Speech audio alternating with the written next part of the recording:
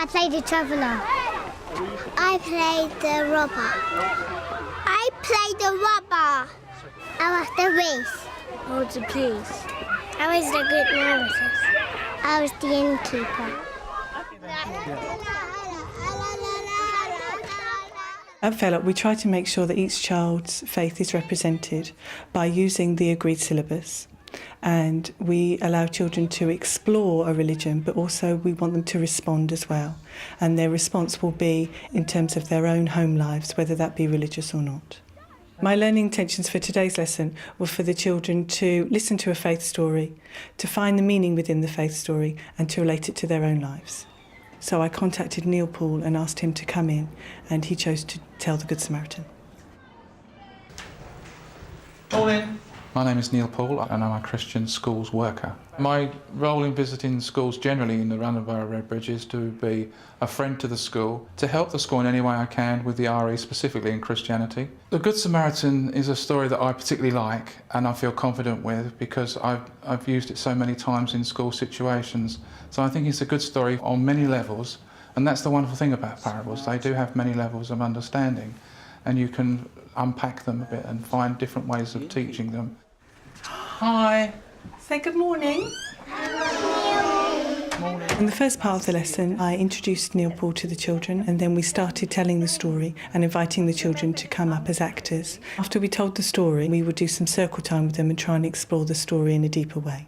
Should I start, Miss Bailey? I think you should. I think they're ready. Are you ready? Look ready, don't they? Yeah. Well, this story today is a really brilliant story that I love so much. And the reason I love it because it helps us to understand how we can treat other people. The role of the faith visitor in RE is extremely important for a whole variety of reasons. Particularly for the younger children, it contextualises the beliefs and the values which are being looked at. It shows that religion is just not an anonymous, amorphous thing. It's located in people's lives. Jesus, one day, is telling a story. So I'm going to tell you a story about Jesus telling a story. Does that sound good? Yeah. Once upon a time, there was a man, a traveller, going from Jerusalem to Jericho. So first thing we need, Mrs Bailey, is someone to be the traveller. Right, let's have Tommy then, shall we? All right, Tommy? Okay. Oh, I've met you very before, good. haven't I, Tommy? So put your arms in there. It's going to be quite big because it's a very stand in the middle. That. Stand in the middle. Let's say, oh, that looks gorgeous. You look like a traveller. Excellent. Your arms. I loved it that the children could identify with the story by wearing the costume, the props that I bought in. Each person involved in the story was able to have a costume which made them look different from other people and enabled them to feel that part. And suddenly, some robbers came and attacked him. Now you have to attack him, but pretend to attack him, and he has to line. As you grab him, take his coat off. Because you want take that, your don't you? Take his coat off. Tommy, you lay on the floor because they really hurt you, and you run off with your coat and all the goods. You go over that way. Parables are very complex stories that have many layers, and I think sometimes teachers can perhaps talk about the meaning without allowing the children to explore the parable for themselves. We tackled the difficulty of parables in today's lesson by allowing the children to be part of the story and then allowing them to explore in the circle time what the story might mean for them. And can you remember what the story was about? Who can remember what the story was about? Anybody remember? What happened in... Oh, Billy, you start us off. Jesus. It was a story. It was a story that Jesus told. Well done. You were listening really well, weren't you? Who else was in the story then? Robbers. Robbers. Everybody remembers the robbers. What did they do to him? They hurt him. They hurt him. And did they take care of him afterwards or just leave him? No. What did they do? Leaved him. They just left him on his own. Did they take his clothes? Took his jacket as well. And then he looks up, look up, Tommy. He looks up and he can see somebody coming. Someone who might help him. Now we need someone who's going to help him. Here we go. Here's the costume. Now this person's come along as a priest. So would someone like to be a priest? In RE, what you're trying to do when you're using stories from any tradition is to say that these stories are important to people in those traditions, but they're almost like treasure chests which can be opened up by people from any or no tradition, and they can find meaning there too. But we must be careful too, because we would also want part of the teaching to show this as a particularly significant teaching in that form for people of a Christian background. Oh, what's happened? Someone's got hurt. But it's nothing to do with me. The robbers who did this might still be here. I'm going to be attacked if I help. I can't stay. I'm going to have to go. So he carried on walking. He didn't do any help. So you walk past Tommy, all the way. That's it. Keep going, all the way over there. Excellent. So that was the first person who could have helped, but he didn't stop. Isn't that really sad? It's terrible. He didn't stop and help. I was happy with the version that Neil chose because I think that children, even young children at this age, still need to know key vocabulary within a story. And I think it's very important that children hear traditional stories as well as modern stories. And so I was happy with the words that he chose in terms of Samaritan and priest, because I think, children need to understand the context in which those words come. And when the priest saw the person, he's thinking, I'm too busy. I can't stop. I've got things I need to do. You walk by this side, keep going over that way, that's right. You're not helping either. Well done, good acting. Long time went by and Tommy looked up and suddenly he saw someone coming. So he wants someone to be the Samaritan. This is the person who does help. You're going to be the Samaritan? Is that all right, miss? Yeah, it's a good idea. Excellent. Now put your arm in there, that's it, excellent. Excellent. Traditionally in RE, teachers have been less willing to take the stories apart, to dissect them, to play with them because of respect for the faith background from which they come. I think probably now teachers are far better at doing that, and the secret in RE might be to dissect the story, to come at it, to unpack its many meanings, but while still trying to be respectful for the tradition in which it comes. And of course, having a visitor in to the classroom is almost like a safeguard for that, because they can give their own views, they can respond to children's and teachers' views, and that almost makes the exercise safer. And look at Tommy. Can you look sort of, oh, poor Tommy, sad face. Can you do a sad face? Oh, excellent. Come right up to him.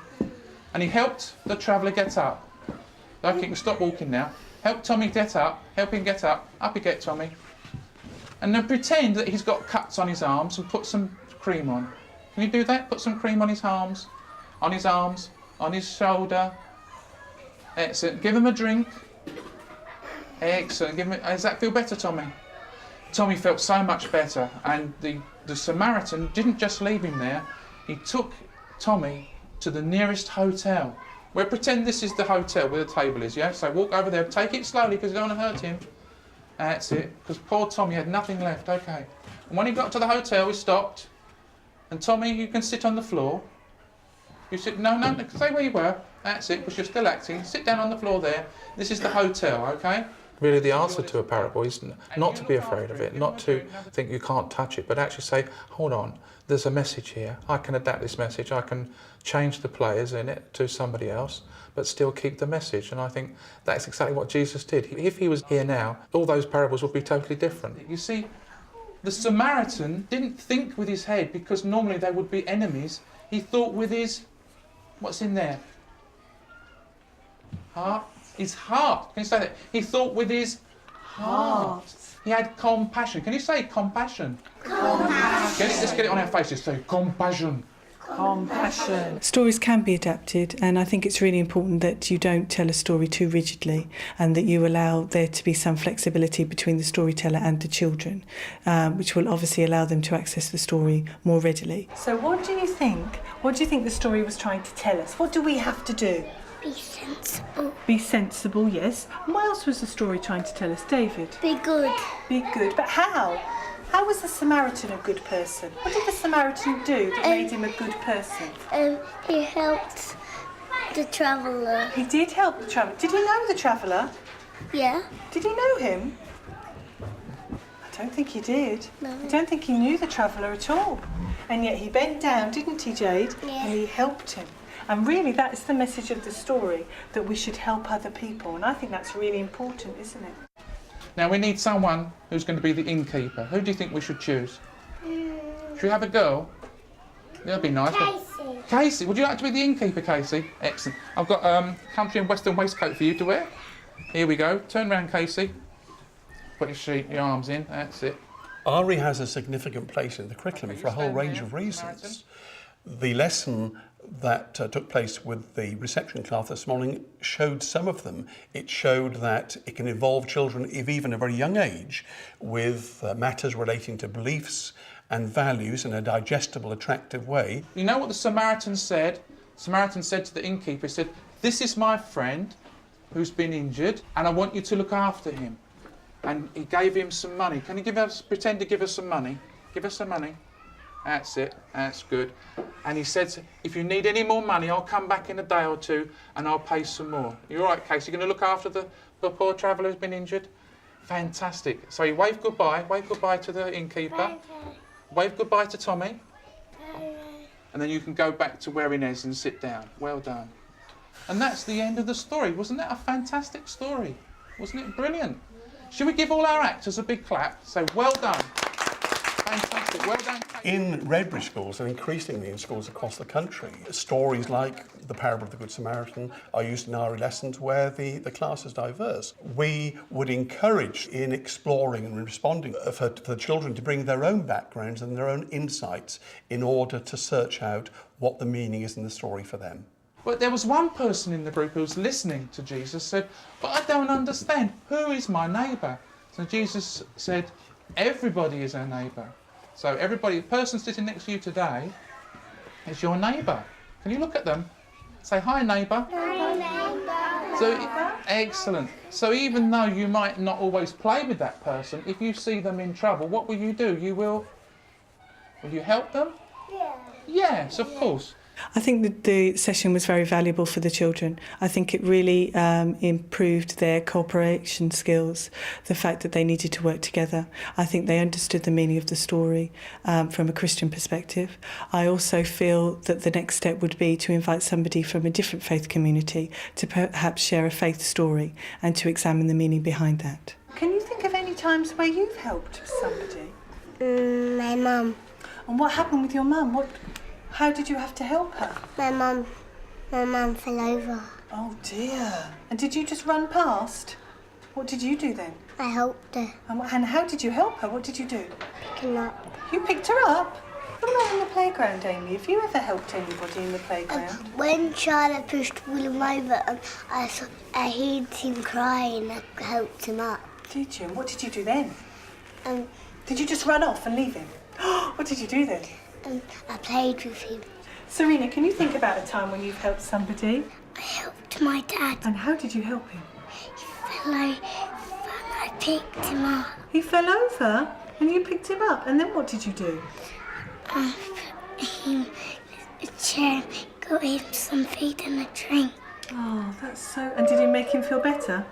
So how did you feel when you helped Daddy? Happy. Did you? Did you feel warm inside? Did it make you feel happy inside? That's lovely, isn't it? And how do you think he felt when you helped him? Happy. Yeah, I bet he was glad of you to help pull him up, wasn't he? Why do you think we should help people? Why is that important to help people? Because it's kind. It's kind, and it's really important to be kind, isn't it? I think in today's lesson that message certainly came across, and I know that at playtime today I had children coming up to me saying that they were looking for children who perhaps had slipped over, who needed a friend, who needed somebody to help them.